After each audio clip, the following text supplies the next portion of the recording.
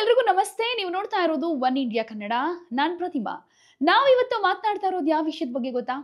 Indian women's team ನ most energetic, most cheerful ಪರ್ಸನಾಲಿಟಿಯ ಬಗ್ಗೆ. S, ನಗುಮುಖದ ಆಟಗಾರ್ತಿ. ಮೈದಾನದಲ್ಲೂ ಮೈದಾನದ ಹೊರಗಡೆ ಕೂಡ ಎಲ್ಲರನ್ನ ಪ್ರಭಾವಿತಗೊಳಿಸಿದ ಜೆಮಿಮಾ ರೋಡ್ರಿಗ್ಸ್ ಅವ್ರ ಬಗ್ಗೆ. ಎಸ್, ಈಕೆ ಕೇವಲ ಬ್ಯಾಟ್ ಹಿಡಿದಿರೋ ಕ್ರಿಕೆಟ್ ಆಟಗಾರ್ತಿ ಮಾತ್ರ ಅಲ್ಲ. ಆಟ, ಸಂಗೀತ, ನಗು, ಉತ್ಸಾಹ ಇವೆಲ್ಲದರ ಮಿಕ್ಸ್ಚರ್ ಅಂತಂದ್ರೆ ಒಂದು ಕಂಪ್ಲೀಟ್ ಪರ್ಫಾರ್ಮರ್ ಅಂತ ಹೇಳಬಹುದು. ಬಹುಮುಖ ಪ್ರತಿಭೆ. ಎಸ್, ಜಮೀಮಾ ಕೇವಲ ಕ್ರಿಕೆಟ್ ಮಾತ್ರ ಆಡೋದಕ್ಕೆ ಸೀಮಿತ ಆಗಿಲ್ಲ. ಗಿಟಾರ್ ಬಾರಿಸ್ತಾರೆ, ಹಾಡು ಹೇಳ್ತಾರೆ, ಹಾಗೆ ಯೂಟ್ಯೂಬ್ನಲ್ಲಿ ತಮ್ಮ ಸಾಂಗ್ ಅನ್ನ ಅಪ್ಲೋಡ್ ಮಾಡಿ ಸಖತ್ ಫೇಮಸ್ ಕೂಡ ಆಗ್ತಾ ಇದ್ದಾರೆ. ಇವರ ಇನ್ಸ್ಟಾಗ್ರಾಮ್ ಅಂತೂ ಕಂಪ್ಲೀಟ್ ಆಗಿ ಒಂದ್ ರೀತಿ ಪಾಸಿಟಿವ್ ಎನರ್ಜಿಯಿಂದಾನೇ ತುಂಬಿದೆ ಅಂತ ಹೇಳ್ಬೋದು. ಬಿ ಹ್ಯಾಪಿ, ಬಿ ಯು ಅನ್ನೋದು ಇವರ ಮಂತ್ರ. ಹಾಗೆ ಅನೇಕ ಯುವಕರಿಗೆ ಸ್ಫೂರ್ತಿ, ಎಸ್ಪೆಷಲಿ ಹುಡುಗಿರ್ಗೂನು. ಹುಡುಗಿಯಾಗಿರೋದ್ರಿಂದ ನಿಮ್ಮ ಕನಸು ಚಿಕ್ಕದಾಗೋದಿಲ್ಲ, ನಿಮ್ಮ ಕನಸು ದೊಡ್ಡದಾದ್ರೆ ನಿನ್ನ ಪ್ರಯತ್ನ ಕೂಡ ಅದಕ್ಕೆ ತಕ್ಕದಾಗಿರ್ಲಿ ಅನ್ನೋ ಮಾತಾಡ್ತಾರೆ. ಈಕೆ ಬಗ್ಗೆ ಈಗ ಇಷ್ಟೊಂದು ಮಾತು ಯಾಕೆ ಅನ್ನೋದು ನಿಮಗೆ ಗೊತ್ತಾಗೇ ಇರುತ್ತೆ. ಯಾಕಂದ್ರೆ ನಮ್ಮ ಟೀಮ್ ಇಂಡಿಯಾ ಅಂದ್ರೆ ವುಮೆನ್ಸ್ ಟೀಮ್ ಫೈನಲ್ಗೆ ಲಗ್ಗೆ ಇಡೋದಕ್ಕೆ ಕಾರಣ ಆಗಿದ್ದೆ ಈಕೆಯಿಂದ ಅಂತ ಹೇಳ್ಬೋದು. ಈಕೆ ಬಗ್ಗೆ ಏನೆಲ್ಲ ಟೀಕೆ ಇತ್ತು ಗೊತ್ತಾ? ರನ್ ಮಾಡೋದಾ? ಹಾಗಂದ್ರೆ ಏನು? ನನ್ನ ರೀಲ್ಸ್ಗಳನ್ನ ನೋಡಿ ಹಾಡು ಕೇಳಿ, ಈ ಹುಡುಗಿ ಕೇವಲ ರೀಲ್ಸ್ ಮಾಡೋದಕ್ಕೆ ಮಾತ್ರ ಲಾಯಕ್ಕು, ರನ್ ಮಾಡೋದಕ್ಕಲ್ಲ, ಯಾವುದಕ್ಕೂ ಫಿಟ್ ಇಲ್ಲ. ಟ್ರೈನಿಂಗ್ ಟೈಮ್ನಲ್ಲಿ ನಾಯಿ ಜೊತೆ ಆಡ್ತಾ ಇರ್ತಾಳೆ, 30-40 ರನ್ ಮಾಡೋಷ್ಟರಲ್ಲೇ ಇವಳ ಆಟ ಮುಗಿದು ಹೋಗಿರುತ್ತೆ. ಇಂತಹ ಮಾತುಗಳು ಜಮೀಮಾ ರೋಡ್ರಿಗಸ್ ಅವರ ಬಗ್ಗೆ ಈ ಹಿಂದೆ ಕೇಳಿ ಬರ್ತಾ ಇದ್ದಂತ ಟೀಕೆಗಳು. ಆದ್ರೆ ಒಂದು ಪಂದ್ಯ, ಒಂದು ಇನ್ನಿಂಗ್ಸ್, ಒಂದು ಆಟ, ಒಂದು ಶತಕ ಎಲ್ಲವನ್ನೂ ಕೂಡ ಚೇಂಜ್ ಮಾಡಿಬಿಟ್ಟಿದೆ. 25 ವರ್ಷದ ಜಮೀಮಾ ಜೆಸಿಕಾ ರೋಡ್ರಿಗಸ್ ಈಗ ದೇಶವೇ ಕೊಂಡಾಡೋ ಹುಡುಗಿ. ಮಹಿಳಾ ಕ್ರಿಕೆಟ್ನ ತುಸು ಅಂದಾಜು ಇದ್ದವ್ರಿಗೂ ಕೂಡ ಆಸ್ಟ್ರೇಲಿಯಾ ಎಂತಹ ಬಲಿಷ್ಠ ತಂಡ ಅನ್ನೋದು ಗೊತ್ತಿದೆ. ಇಲ್ಲಿ ತನಕ ನಡೆದ 12 ವಿಶ್ವಕಪ್ಗಳಲ್ಲಿ ಆಸೀಸ್ ತಂಡ ಬರೋಬ್ಬರಿ 7 ಸಲ ಕಪ್ ಗೆದ್ಕೊಂಡಿರೋದು. ಈ ಬಾರಿಯ ಆಟದಲ್ಲೂ ಕೂಡ ಒಂದೇ ಒಂದು ಪಂದ್ಯ ಸೋಲದೆ ರಾಜಗಾಂಭೀರ್ಯದಿಂದಾನೇ ಸೆಮಿಫೈನಲ್ಗೆ ಎಂಟ್ರಿ ಆಗಿತ್ತು. ಆದ್ರೆ ಮತ್ತೊಂದು ಟ್ರೋಫಿ ಗೆಲುವಿನ ಪ್ಲಾನ್ಗೆ ಅಡ್ಡಿಯಾಗಿದ್ದು ಇದೇ ಜಮೀಮಾ ರೋಡ್ರಿಗಸ್ ಅನ್ನೋ ಈ ಹುಡುಗಿ. ಆಸೀಸ್ ಸೋತು ಮನೆಗೆ ನಡೆದ್ರೆ ಭಾರತ ಗೆದ್ದು ಫೈನಲ್ಗೆ ಲಗ್ಗೆ ಇಟ್ಟಿದೆ. ಭಾರತ ಹಾಗೆ ಆಸ್ಟ್ರೇಲಿಯಾ ನಡುವಿನ 2ನೇ ಸೆಮಿಫೈನಲ್ ಪಂದ್ಯದಲ್ಲಿ ಆತಿಥೇಯ ತಂಡ ಅಮೋಘ ಪ್ರದರ್ಶನ ಕೊಟ್ಟಿದೆ. ಟೀಮ್ ಇಂಡಿಯಾ ಈ ಪಂದ್ಯದಲ್ಲಿ ಗೆಲುವು ದಾಖಲಿಸುವಲ್ಲಿ ಮುಂಬೈ ಬ್ಯಾಟರ್ ಜಮೀಮಾ ರೋಡ್ರಿಗಸ್ ಪ್ರಮುಖ ಪಾತ್ರವನ್ನ ನಿರ್ವಹಿಸಿದ್ದಾರೆ. ಜಮೀಮಾ ತಮ್ಮ ವೃತ್ತಿ ಜೀವನದಲ್ಲಿ ಎಂದೂ ಮರೆಯೋದಕ್ಕಾಗದ ಇನ್ನಿಂಗ್ಸ್ ಅನ್ನ ಕಟ್ಟಿ ತಂಡಕ್ಕೆ ಆಧಾರವಾದರು. ಜಮೀಮಾ ರೋಡ್ರಿಗಸ್ ಅವರಿಗೆ ಸ್ಥಾನ ನೀಡಬೇಕೋ ಬೇಡವೋ ಅನ್ನೋ ಪ್ರಶ್ನೆಗಳು ಉದ್ಭವ ಆಗಿದ್ವು. ಆದರೆ ಜಮೀಮಾ ನ್ಯೂಜಿಲೆಂಡ್ ವಿರುದ್ಧದ ಪಂದ್ಯದಲ್ಲಿ ಭರವಸೆಯನ್ನ ಮೂಡಿಸಿ ಸ್ಥಾನವನ್ನು ಕೂಡ ಗಿಟ್ಟಿಸಿಕೊಂಡ್ರು. ನ್ಯೂಜಿಲೆಂಡ್ ವಿರುದ್ಧ ಆಡಿದ ಧಾಟಿಯಲ್ಲಿ ಬ್ಯಾಟ್ ಮಾಡಿ ತಮ್ಮ ಆಯ್ಕೆಯನ್ನ ಸಮರ್ಥಿಸಿಕೊಂಡ್ರು. ಜಮೀಮಾ ಪಂದ್ಯದಲ್ಲಿ ಯಾವುದೇ ರಿಸ್ಕ್ ಶಾಟ್ಗಳನ್ನು ಆಡದೆ ಗ್ರೌಂಡ್ ಶಾಟ್ಗಳನ್ನು ಪ್ರಯೋಗಿಸಿಯೇ ರನ್ ಕಲೆ ಹಾಕಿ ಗೆಲುವಿನಲ್ಲಿ ಮಿಂಚಿದ್ರು. ಜಮೀಮಾ 134 ಎಸೆತಗಳಲ್ಲಿ 14 ಬೌಂಡ್ರಿ ನೆರವಿನಿಂದ ಅಜೇಯ 127 ರನ್ ಗಳಿಸಿ ಮಿಂಚಿದ್ರು. ಇವರ ಅಮೋಘ ಬ್ಯಾಟಿಂಗ್ ಪ್ರದರ್ಶನಕ್ಕೆ ಪಂದ್ಯ ಶ್ರೇಷ್ಠ ಪ್ರಶಸ್ತಿ ಕೂಡ ಸಿಕ್ತು.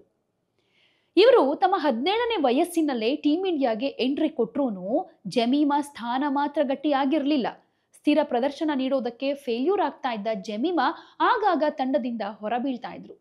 ಉತ್ತಮ ಆರಂಭ ಸಿಗ್ತಾ ಇದ್ರೂ ದೊಡ್ಡ ಇನ್ನಿಂಗ್ಸ್ ಕಟ್ಟೋದಕ್ಕೆ ಫೇಲ್ಯೂರ್ ಆಗ್ತಾ ಇದ್ದಿದ್ದು ಜಮೀಮಾಗೆ ತುಂಬಾ ಹಿನ್ನಡೆ ಆಗ್ತಾ ಇತ್ತು. 2021ರ ವಿಶ್ವಕಪ್ ತಂಡದಲ್ಲಿ ಸ್ಥಾನ ಸಿಕ್ಕಿರಲಿಲ್ಲ. ಅಷ್ಟೇ ಅಲ್ಲ, ಈ ವಿಶ್ವಕಪ್ ಟೈಮ್ನಲ್ಲೂ ಕೂಡ 2 ಸತತ ಸೋಲುಗಳ ಕಾರಣ ಭಾರತ ತಂಡ ಹೆಚ್ಚುವರಿ ಬೌಲರ್ಗಳ ಮೊರೆ ಹೋದಾಗ ಹೊರಬಿದ್ದಿದ್ದು ಇದೇ ಜಮೀಮಾ.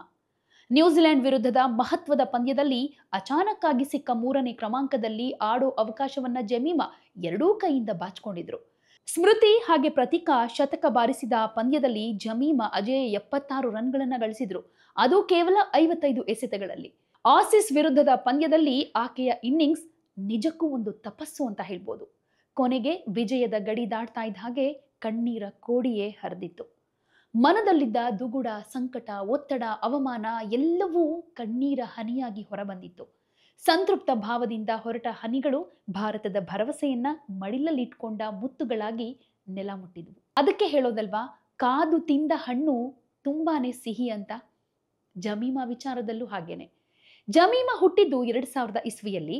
ಸೆಪ್ಟೆಂಬರ್ 5ನೇ ತಾರೀಕು. ಮುಂಬೈನ ಬಾಂಡೂಪ್ನಲ್ಲಿ ನೆಲೆಸಿದ್ದ ಕ್ರಿಶ್ಚಿಯನ್ ಕುಟುಂಬದ 3 ಮಕ್ಕಳಲ್ಲಿ ಇವಳೊಬ್ಬಳೇ ಹೆಣ್ಣು.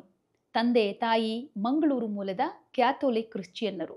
4 ವರ್ಷದ ಜೆಮೀಮಾ ಕ್ರಿಕೆಟ್ ಆಡೋದಕ್ಕೆ ಶುರು ಮಾಡಿದ್ಲು. ಮಕ್ಕಳಿಗೆ ಕ್ರೀಡೆಯ ಸರಿಯಾದ ಸವಲತ್ತು ಸಿಗಬೇಕು ಅನ್ನೋ ಕಾರಣಕ್ಕೆ ಬಾಂದ್ರಾಗೆ ಮನೆ ಚೇಂಜ್ ಮಾಡಿದ್ರು. ಜಮೀಮಾ ಅವರ ತಂದೆ ಐವನ್ ರೋಡ್ರಿಗಸ್. ಅಣ್ಣಂದಿರಿಗೆ ಬೌಲಿಂಗ್ ಮಾಡ್ತಾ ಬೆಳೆದ ಜಮೀಮಾ ನಂತರ ಸರಿಯಾದ ಅಭ್ಯಾಸವನ್ನ ನಡೆಸೋದಕ್ಕೆ ಶುರು ಮಾಡಿದ್ರು. ಹುಡುಗಿರು ಕ್ರಿಕೆಟ್ ಆಡ್ತಾರಾ ಅಂತ ಕೇಳ್ತಾ ಇದ್ದ ಕಾಲದಲ್ಲಿ 500 ಹುಡುಗರ ಮಧ್ಯೆ ಒಬ್ಳೆ ಹುಡುಗಿ ಮಣಭಾರದ ಕಿಟ್ ಬ್ಯಾಗ್ ಹಿಡ್ಕೊಂಡು ಮೈದಾನಕ್ಕೆ ಹೋಗ್ತಾ ಇದ್ರು. ಕೇವಲ 12.5 ವರ್ಷ ಪ್ರಾಯದ ಜಮೀಮಾ ಮಹಾರಾಷ್ಟ್ರ ಅಂಡರ್ 19 ತಂಡಕ್ಕೆ ಸೆಲೆಕ್ಟ್ ಆಗಿದ್ರು. ಸಣ್ಣ ವಯಸ್ಸಲ್ಲೇ ದೇಶೀಯ ಕ್ರಿಕೆಟ್ನಲ್ಲಿ ರನ್ ರಾಶಿಯನ್ನ ಸೇರಿಸಿದ್ರು. ಸೌರಾಷ್ಟ್ರ ವಿರುದ್ಧ 163 ಎಸೆತಗಳಲ್ಲಿ ಅಜೇಯ 202 ರನ್, ಗುಜರಾತ್ ವಿರುದ್ಧ 178 ರನ್ ಇನ್ನಿಂಗ್ಸ್ಗಳು ಆಕೆಯನ್ನ ರಾಷ್ಟ್ರೀಯ ಆಯ್ಕೆಗಾರರ ಕಣ್ಣಿಗೆ ಬೀಳೋ ಹಾಗೆ ಮಾಡಿತ್ತು. ಆಗ ಭಾರತದ ವನಿತಾ ಕ್ರಿಕೆಟ್ ತಂಡದಲ್ಲಿ ಮಿಥಾಲಿ ರಾಜ್, ಜೂಲನ್ ಗೋಸ್ವಾಮಿ ಬಿಟ್ಟು ಬೇರೆ ಹೆಸರು ಜನರಿಗೆ ಗೊತ್ತಿರಲಿಲ್ಲ. ಆಗಷ್ಟೇ ಹರ್ಮನ್ ಪ್ರೀತ್ ಕೌರ್, ಸ್ಮೃತಿ ಮಂದಾನ ಹೆಸರು ಅಲ್ಲಲ್ಲಿ ಕೇಳಿ ಬರ್ತಾ ಇತ್ತು. ಸೊ ಅಂಥ ಟೈಮ್ನಲ್ಲಿ ಇನ್ನೂ ಅಪ್ರಾಪ್ತ 17 ವರ್ಷದ ಜಮೀಮಾ 2018ರಲ್ಲಿ ಭಾರತ ತಂಡಕ್ಕೆ ಆಯ್ಕೆಯಾಗ್ತಾರೆ. ದಕ್ಷಿಣ ಆಫ್ರಿಕಾ ವಿರುದ್ಧ T20 ಕ್ರಿಕೆಟ್ ಪದಾರ್ಪಣೆ ಮಾಡಿದ ಜಮೀಮಾ ಆಸೀಸ್ ವಿರುದ್ಧ ಚೊಚ್ಚಲ ಏಕದಿನ ಪಂದ್ಯವನ್ನಾಡ್ತಾರೆ. ಭಾರತೀಯ ಕ್ರಿಕೆಟ್ನ ಅತ್ಯಂತ ವೈಬ್ರಾಂಟ್ ಮುಖಗಳಲ್ಲಿ ಒಬ್ಬರಾದಂಥ ಜಮೀಮಾ ಯಾವಾಗ್ಲೂ ಮಸ್ತಿ ಮಜಾ ಮಾಡೋ ಹುಡುಗಿಯಾಗೆ ಕಾಣಿಸ್ಕೊಳ್ಳೋದು. ಅವರ ಗಿಟಾರ್, ಅವರ ಹಾಡುಗಳು, ಮುಖದ ತುಂಬ ಇರೋ ನಗು ಅವರನ್ನ ಅಭಿಮಾನಿಗಳಿಗೆ ಈಸಿಯಾಗಿ ಹತ್ತಿರ ಆಗೋ ಹಾಗೆ ಮಾಡುತ್ತೆ. ಆದರೆ ಇದೇ ಟೀಕೆಗೂ ಕೂಡ ಕಾರಣ ಆಗುತ್ತೆ ಅಂದ್ರೆ ನಂಬಲೇಬೇಕು.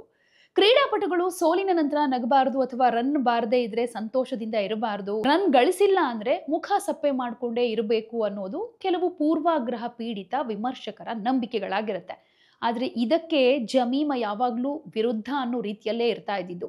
ಯಾವಾಗ್ಲೂ ನಗ್ತಾ ತನ್ನೊಂದಿಗೆ ಇರೋರನ್ನು ಕೂಡ ನಗಿಸ್ತಾ ಇರೋ ಜಮೀಮಾಗೆ ಇದೇ ಕಾರಣಕ್ಕೆ ಒಂದಷ್ಟು ಟೀಕೆಗಳು ಬಂದಿದ್ದೆ ಜಾಸ್ತಿ. ಇನ್ನು ಜಮೀಮಾ ಕ್ರಿಕೆಟ್ ಪ್ರಯಾಣ ಈಸಿಯದ್ದಾಗಿರಲಿಲ್ಲ. ಅನೇಕ ಫೇಲ್ಯೂರ್ಗಳು, ಟೀಕೆಗಳು ಹಾಗೆ ಆನ್ಲೈನ್ ನಿಂದನೆಗಳು ಸದಾ ಜಮೀಮಾ ಹಿಂದೆ ಬಿದ್ದಿದ್ವು.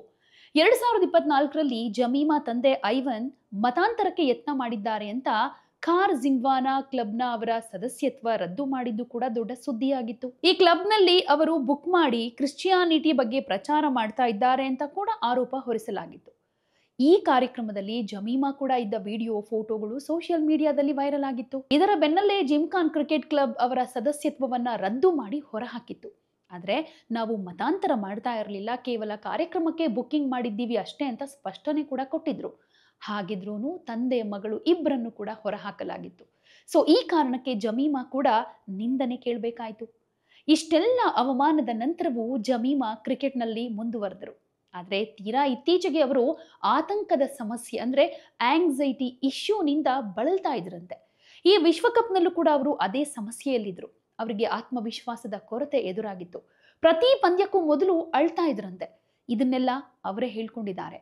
ನಾನು ನನ್ನ ಎಲ್ಲ ದುಃಖಗಳನ್ನ ಅರುಂಧತಿ ಮುಂದೆ ಹೇಳ್ಕೊಳ್ತಾ ಇದ್ದೆ, ಪ್ರತಿದಿನ ಅವರ ಮುಂದೆ ಅಳ್ತಾ ಇದ್ದೆ. ಸ್ಮೃತಿ ಮಂದಾನಾಗೂ ಕೂಡ ನನ್ನ ಕಷ್ಟ ಏನು ಅನ್ನೋದು ಗೊತ್ತಿತ್ತು. ಹೀಗಾಗಿ ನನ್ನ ಅಭ್ಯಾಸದ ಟೈಮ್ನಲ್ಲೂ ಆಕೆ ನನ್ನ ಜೊತೆಗೆ ನಿಂತಿರ್ತಾ ಇದ್ರು. ರಾಧಾ, ಹರ್ಮನ್ ಹೀಗೆ ಪ್ರತಿಯೊಬ್ಬರು ನನಗೆ ಬೆಂಬಲವಾಗಿ ನಿಂತರು. ಅವರೆಲ್ಲರಿಗೂ ನಾನು ಧನ್ಯವಾದ ಹೇಳಬೇಕು.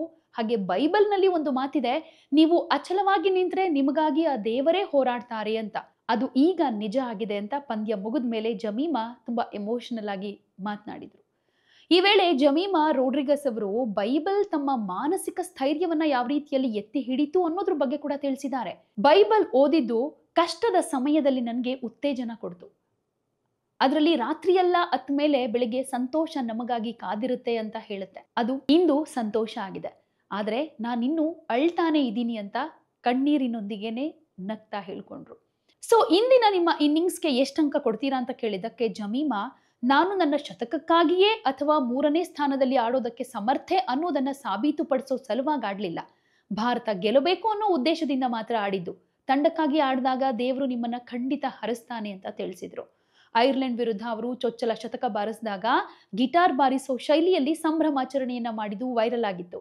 ಸೊ ಜಮೀಮಾ ಮೇಲೆ ಯಾರ್ಯಾರು ಟೀಕೆ ಮಾಡಿದ್ರು, ನಿಂದನೆ ಮಾಡಿದ್ರು, ಅವರೆಲ್ಲ ಈಗ ಸೈಲೆಂಟ್ ಆಗಿದ್ದಾರೆ. ತನ್ನ ಬ್ಯಾಟ್ನ ಪ್ರತಿ ಹೊಡೆತದಿಂದ ಮೈದಾನದ ಮೂಲೆಗೆ ಸಾಗುವ ಪ್ರತಿಯೊಂದು ಬೌಂಡ್ರಿಯೊಂದಿಗೆ ಒಂದೊಂದು ಟೀಕೆಗೂ ಒಂದೊಂದು ಪ್ರತಿದಾಳಿಯನ್ನ ಮಾಡಿದ್ದಾರೆ.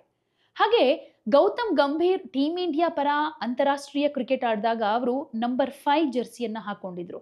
ಈಗ ಅದೇ ನಂಬರ್ 5ರ ಜರ್ಸಿ ಧರಿಸಿ ಆಡಿದ್ದ ಜಮೀಮಾ ರೋಡ್ರಿಗಸ್ 14 ವರ್ಷಗಳ ನಂತರ ಗೌತಮ್ ಗಂಭೀರ್ ಅವರ 2011ರ ವಿಶ್ವಕಪ್ ಫೈನಲ್ ಇನ್ನಿಂಗ್ಸ್ ಅನ್ನ ಲಕ್ಷಾಂತರ ಭಾರತೀಯ ಅಭಿಮಾನಿಗಳಿಗೆ ನೆನಪು ಮಾಡಿದ್ದಾರೆ.